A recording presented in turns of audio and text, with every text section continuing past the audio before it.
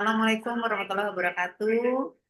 Selamat sore Waalaikumsalam teman-teman warahmatullahi wabarakatuh. semua. Ini sesi Waalaikumsalam. penutup, ya. Jadi sepertinya harusnya nggak terlalu lama deh. Ya, baik Pak.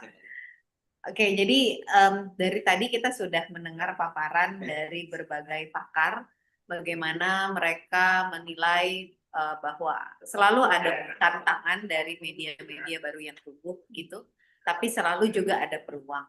Nah, yang mau saya tekankan di sini adalah bagaimana kita sebagai SMSI media lokal bisa memanfaatkan peluang-peluang yang ada. Teman-teman, kita bersama 2000 media itu merupakan sebuah kekuatan besar. Tapi memang kita akan selalu dilihat sebelah mata ketika kapabilitas kita, kualitas kita tidak sejalan dengan kuantitas yang kita bawa. Nah, jadi tadi dari paparan para pakar juga meminta dan mengajak kita untuk mulai bisa meningkatkan kapabilitas. Nah, dengan peningkatan kapabilitas itu tentunya harus banyak peluang yang bisa kita garap. Yang mau saya sampaikan, kalau teman-teman masih berjuang untuk mendapatkan apa ya, pendapatan iklan dari Pemda, nggak salah gitu ya, tapi bukan berarti itu menjadi salah satu-satunya sumber. Yang mau saya tekankan juga sebenarnya belanja iklan itu terus tumbuh ya. Saya sebagai partner dan mitra Google di platform monetisasi, saya support banyak media terkait monetisasi. Belanja iklan itu terus tumbuh. Untuk Indonesia sendiri nanti di tahun 2027 itu pertumbuhannya bisa 5-7%. Jadi peluangnya tetap ada. Nah, sekarang masalahnya pertumbuhan iklan itu tersalurkannya kemana? Oke, jadi teman-teman, ketika kita masih bermain di satu lintas media hanya online, itu sebenarnya kita menutup peluang itu. Dari tadi kita ngobrol soal konvergensi media, bagaimana kita punya media juga lintas platform, ya, punya media website tapi juga baiknya punya homeless media, apakah itu di ranah YouTube, di TikTok atau di Instagram, atau juga kita punya aplikasi gitu ya dengan berbagai format konten yang berbeda. Karena setiap platform sebenarnya punya peluangnya masing-masing. Ya, Pak Hersu ya, Pak Hersu tadi mengajak teman-teman untuk mulai bikin portofolio YouTube ya. Nah, itu sebenarnya sejalan dengan pertumbuhan online video advertising itu kurang lebih 8% nanti. Jadi balik lagi masih ada peluangnya. Hanya saja konsistensi menjadi titik utama untuk teman-teman mulai bisa menggarapnya. Kalau memang kurang konsisten ya pasti hasilnya juga nggak akan konsisten. Oke, jadi itu satu. Pertumbuhan belanja iklan setiap tahunnya naik ya kurang lebih sekitar 7-9%. Fokus utama pertumbuhan iklan itu ada di salah satunya online video advertising.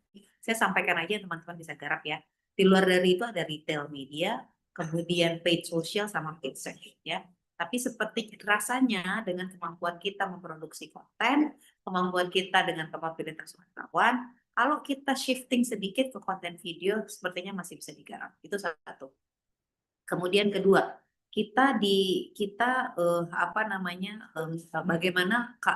bagaimana kemudian konsumsi konten dari setiap konsumen kita. Oke, kita ngomongin video. Sebenarnya berapa lama sih rata-rata orang menonton video dalam satu hari ya? Setiap orang itu mengkonsumsi konten kurang lebih dalam 13 jam dan 5 jamnya sendiri itu dipakai buat nonton video ya, lintas platform ya, baik itu mau YouTube kayak mau TikTok gitu, 5 jam mereka pakai buat video. Jadi kalau kita masih fokus bikin kontennya di format yang non video ya, misalnya kita bikin format artikel di website, sah-sah aja kalau bikin, tapi baiknya dari resourcesnya terus tenaga dan waktu yang kita punya, baiknya produksi konten di mana user kita spend waktu lebih banyak ya, which is ada di platform video. Kita nggak perlu bikin platformnya sudah banyak tersedia, tinggal kita bikin konten gitu. Jadi suaranya kurang jelas. Oke, saya deketin ya. Jadi sekarang bagaimana kemudian teman-teman bisa memanfaatkan ruang konsumsi ini ya. Kurang lebih setiap orang setiap harinya tuh bisa 5 jam nonton video. Dari 13 jam ya? Dari 13 jam mereka mengkonsumsi konten. Sisanya apa? Sisanya mendengar audio ya, itu kurang lebih masih sekitar 2 jam. Terus 1,5 jam main game.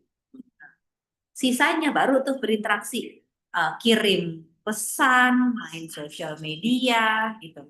Nah, itu sisanya.